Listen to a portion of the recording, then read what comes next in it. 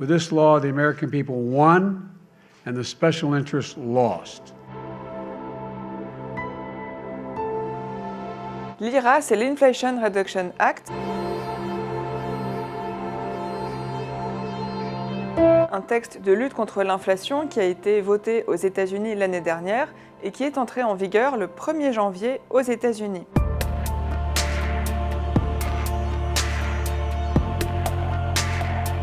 To take the most aggressive action ever in confronting the climate crisis. It is no secret that certain elements of the design of the Inflation Reduction Act raise the number of concerns. Nous avons besoin d'en tirer les conséquences en Européens.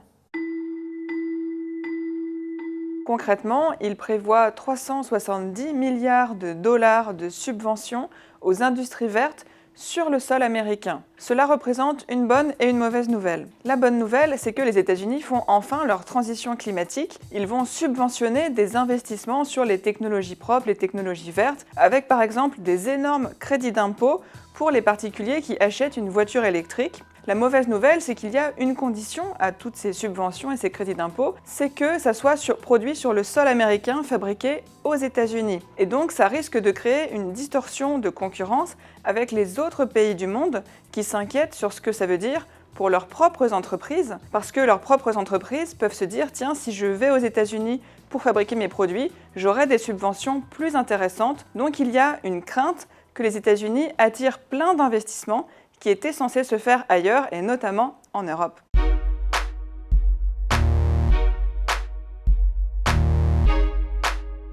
Pour l'Europe, c'est un peu la goutte d'eau qui fait déborder le vase, parce qu'il y a déjà une énergie qui est devenue beaucoup plus chère en Europe qu'aux États-Unis, par exemple, 3 fois plus chère. Et à ça, vous ajoutez le fait que pour les entreprises, avoir une subvention aux États-Unis, c'est beaucoup plus rapide, vous avez un crédit d'impôt immédiat, alors qu'en Europe, ça prend parfois 2 ans entre le moment où vous demandez une aide publique et où vous la recevez pour une entreprise, et en plus, le montant est parfois 5 fois inférieur à ce que les États-Unis vous proposent. Donc il y a cette conjonction de facteurs, et depuis plusieurs mois, les industriels européens alertent tous les dirigeants politiques du continent pour leur dire « Attention, l'Europe doit réagir très vite, sinon les investissements vont aller aux États-Unis ».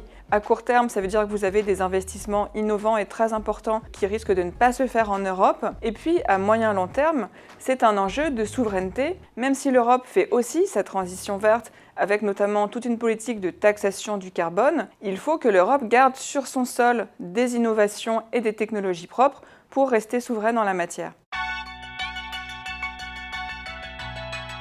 C'est compliqué pour 2 raisons. Primo, l'Europe ne veut pas créer de guerre commerciale avec les États-Unis, qui sont un partenaire très important et crucial en plus en ce moment avec la guerre en Ukraine. Donc on évite de les attaquer à l'Organisation mondiale du commerce et on négocie, on leur demande d'autoriser des exemptions, un peu comme pour le Canada et le Mexique, pour que les entreprises européennes puissent elles aussi bénéficier des subventions qui sont prévues dans le cadre de l'IRA. Et puis, secondo, on muscle ce qu'on peut faire déjà en Europe comme aide d'État aux entreprises. Là aussi, c'est compliqué parce que l'Europe est contre le protectionnisme. Si chaque État se met à subventionner ses entreprises nationales, on risque d'avoir une course aux subventions entre les États et les gagnants seront ceux qui ont le plus d'argent. Ça va complètement désorganiser le marché intérieur avec une concurrence entre États.